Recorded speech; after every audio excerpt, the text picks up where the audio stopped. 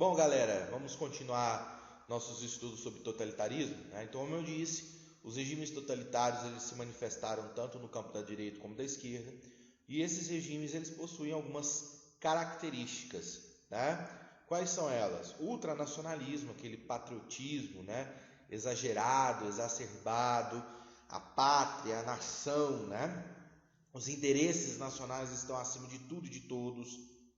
Militarismo é uma outra característica desses regimes totalitários, né? Investimento maciço e o incentivo ao serviço militar, colocando, né, como se fosse o serviço à pátria, como se você estivesse servindo ao exército ou às forças armadas, né?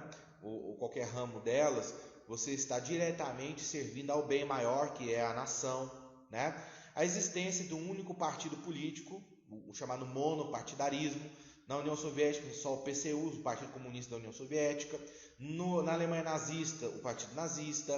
Na Itália fascista, o Partido Fascista. Tá? Então, essa questão da presença de um só partido.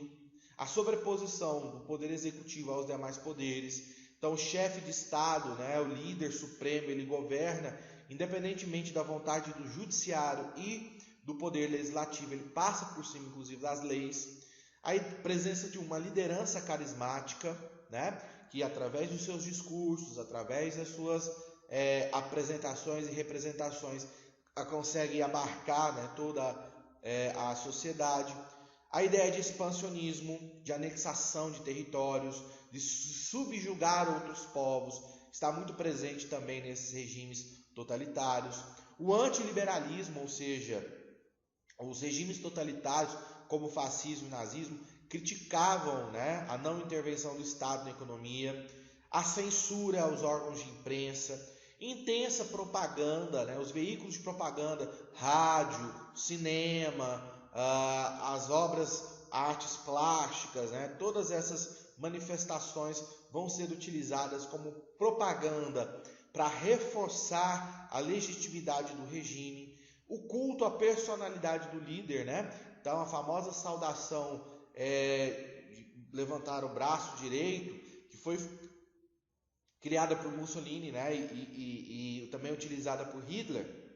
A ideia de que o líder é um cara que comanda o país e a liderança dele é inquestionável. Ele não erra. Ele sabe o que é melhor para a nação, né? Então, todas essas características compõem o que a gente chama de regimes totalitários, né?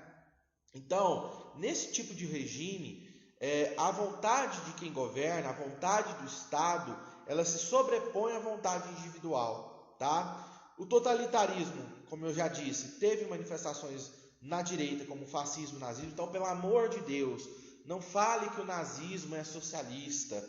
Não tem nada a ver, tanto o fascismo como o nazismo, e eu vou acrescentar aqui, né? Além de todas essas características, você tem um anticomunismo. Eles eram doutrinas anticomunistas, perseguiram os comunistas, tá? Então não tem nada a ver com o socialismo. Ah, professor, mas está lá, nazismo é Partido Nacional Socialista Trabalhista Alemão.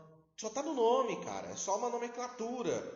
Da mesma forma que dentro da União Soviética, né, você tem o Partido Comunista da União Soviética. Não existiu o comunismo de fato da União Soviética. São questões de nomenclatura que não tem muita aplicabilidade na vida real, prática. Tá? Então não confunda esses dois elementos. Né? O stalinismo é a manifestação do totalitarismo dentro da esquerda, que tem compartilha com o nazismo, o fascismo, todas essas características? Sim, mas nós vamos ver que cada um desses regimes possui características próprias, que os identificam. Então é importante a gente salientar isso, tá bom? Beleza? Mas eles, de fato, todos esses regimes totalitários compartilham essas características genéricas que eu acabei de citar para vocês, tá? O que acontece? Esses regimes, ao longo da década de 20, da década de 30, eles se apresentaram para a população como uma saída, como uma válvula de escape para aquela situação de crise crônica que esses países estavam enfrentando. Então, professor, mas as pessoas não sabiam, né, o que ia acontecer? sabiam, né? Tanto o Mussolini como Hitler deixava claro as suas ideias. Inclusive há várias passagens, né? Principalmente na Alemanha nazista, onde as pessoas no começo riam de Hitler, né? Achavam ele um babaca, um doido, um louco, mas ele chegou ao poder. É aquela velha história que eu acabei de falar no vídeo anterior. Pensa um pouco da nossa realidade hoje, né? Muita gente ria de uma certa pessoa que queria chegar ao poder. Hoje chora, né? A gente acha que isso não é capaz, não pode acontecer de novo na história, mas infelizmente, às vezes ela se repete. Mas enfim, vamos lá. A gente vai trabalhar hoje o fascismo italiano, né? Começar a primeira ideologia totalitária. A Itália, ela enfrentava uma crise aguda nesse período do pós-Primeira Guerra. Por quê? A Itália começou a guerra ao lado da Tríplice Aliança, lutando ao lado dos alemães. Só que em 1916, a Inglaterra convenceu a Itália de mudar de lado. E aí a Itália passou a apoiar a Tríplice Entente. Como é que os ingleses convenceram os italianos? Prometeram que eles queriam, né? Terras, áreas coloniais. Só que quando a guerra acabou e foram assinados os tratados de Versalhes, a Itália não pegou quase nada. A França e a Inglaterra continuaram tendo as maiores e melhores áreas. Inclusive, os antigos impérios, né, que foram destruídos, né, desmanchados, como o Império Turco-Otomano, o Império Alemão, né, o Império Austro-Húngaro, que desapareceram. Boa parte dos antigos territórios desses respectivos impérios foram engolidos aí pela França e pela Inglaterra. E a Itália ficou de fora. Ou seja, a Primeira Guerra Mundial para a Itália foi um péssimo negócio. Ela lutou, ela participou, ela gastou muitos recursos, exauriu o Estado italiano para nada, né? Então, quando a guerra acaba, você tem esse cenário de crise econômica e que a Itália vai mergulhar aí, né? E para agravar a situação, essa crise afetou principalmente a classe trabalhadora, né? O operariado italiano.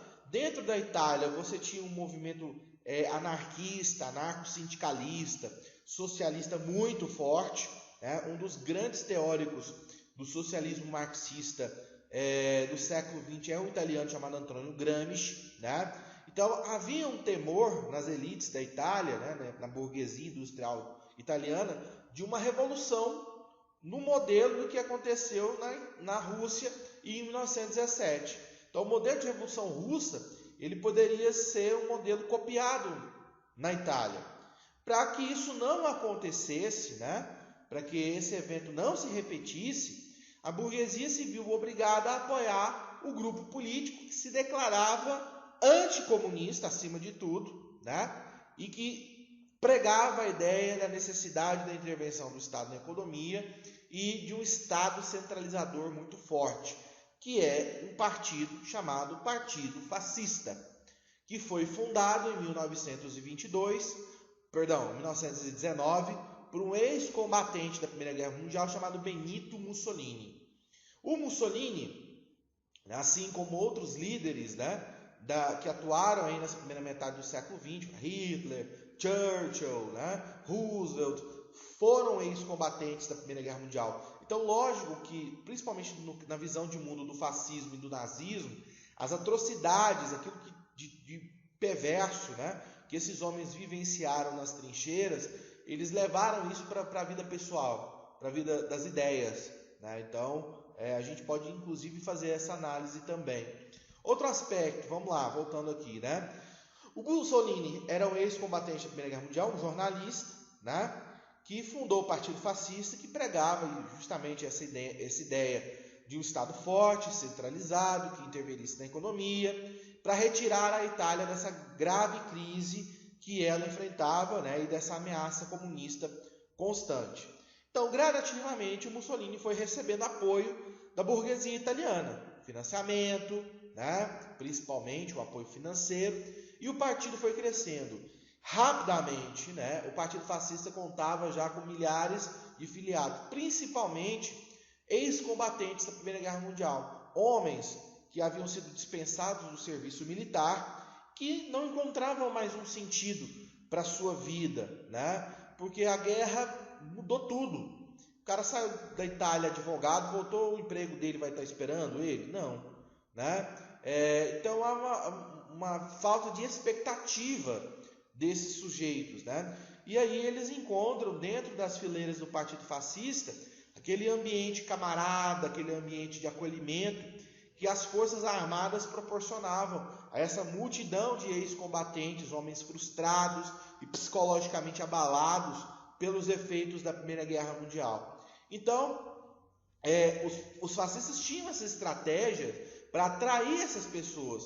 Os uniformes, as marchas, as manifestações, os comícios, com um grande apelo militarista, justamente para transmitir essa ideia de ordem, né, de organização, de disciplina. Tá? Isso foi uma estratégia constante utilizada pelo Mussolini. E o partido foi crescendo, né? Já em 1922 contava com uma fileira, né? Milhares de seguidores. Tá? E gradativamente também ele aumentava a sua influência dentro da Itália. Aqui nós temos o símbolo do Partido Nacional Fascista, que é o feixe de varas, né? Então isso aqui é um fecho de varas.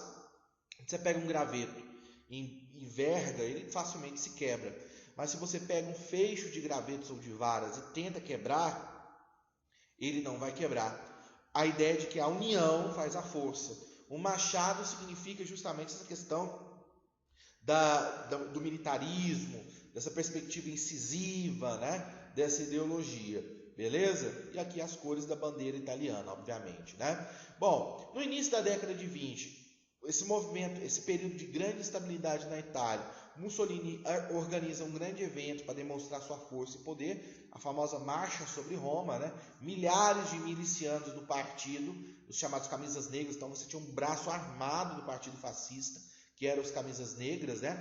Marcham sobre Roma, uma grande demonstração de poder, uma grande demonstração de organização. O rei da Itália, o Victor Emanuel, temendo uma guerra civil, né, dentro do seu país, convida o Mussolini para compor o governo e em 1922 ele é nomeado primeiro-ministro da Itália. Uma vez ocupando o cargo máximo do executivo, que é o cargo de primeiro-ministro, ele vai colocando em prática, né, gradativamente toda a agenda totalitarista. Cancela as eleições, caça os partidos políticos, né, da oposição, prende os opositores, estabelece a censura, né? Então, gradativamente, ele vai transformando a Itália numa ditadura, né? Aqui nós temos uma imagem do Mussolini, né, discursando em Roma para, né, os seus seguidores durante esse processo da chamada Marcha sobre Roma, beleza? Então, gradativamente, a partir do momento que ele chega ao poder, né, e ele chega via golpista, ele não foi eleito, ele não chegou democraticamente lá, né? Ele forçou a sua entrada no governo. Ele começa a colocar em prática essa agenda totalitária. Então os seus opositores vão ser presos, perseguidos. O Gramsci, por exemplo, foi preso, morreu na cadeia sob tortura. Ele se autodeclara Duce, né? O líder supremo do país. Então todos esses elementos eles vão reforçando, né, esse caminho gradativo que o fascismo vai fazendo na Itália para chegar ao acúmulo máximo de poder. A sociedade italiana vai apoiar a burguesia? Sim. Os setores conservadores, a igreja, né, que é uma instituição muito importante na Itália. Havia um problema da igreja com o Estado italiano, que remontava lá à década de 1870, no processo de unificação da Itália. O Mussolini corrige essa discordância através do Tratado de Latrão, que permite a criação do Estado do Vaticano. Então a igreja fecha os olhos, né? Ela coloca uma venda, ela faz vista grossa para esses abusos e essas atrocidades cometidas pelos fascistas na Itália. E o Mussolini começa a colocar também a ideia do expansionismo como o fator de resgate da grandeza nacional. A ideia do Mussolini era reconstruir a glória do Império Romano. Olha que coisa, né?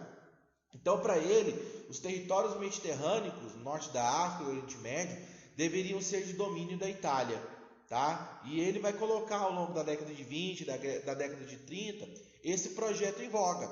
Inclusive, nós vamos falar do expansionismo italiano lá no contexto da Segunda Guerra Mundial. Enfim, então todas essas medidas que o Mussolini toma deixa claro o seu posicionamento. Beleza, pessoal? Então a gente vai encerrar por aqui o fascismo italiano. Fiquem com Deus. Até a próxima.